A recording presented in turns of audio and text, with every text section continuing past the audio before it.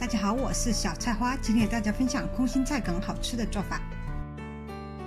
现在处理一下空心菜，只要空心菜的梗，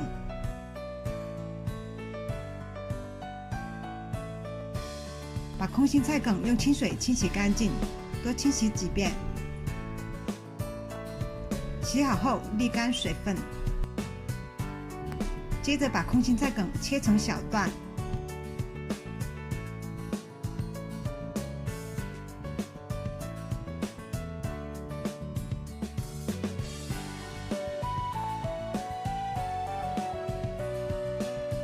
提前泡发好几朵香菇，把香菇切成丁，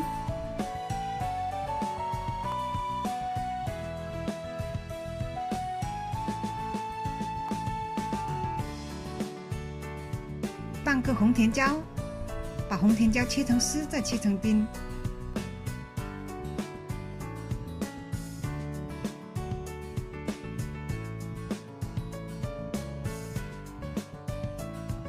再切3瓣蒜，把蒜压扁切碎。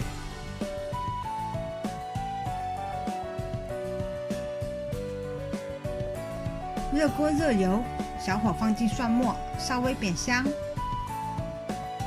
接着把香菇、红甜椒丁放进来，中火炒出香味。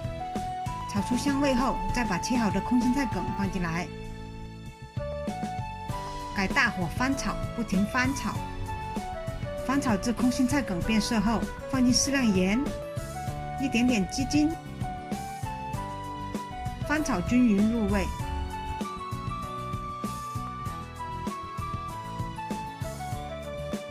今天简单好吃又爽口的空心菜梗炒香菇就做好了。喜欢我的视频，欢迎收藏、点赞、关注我吧。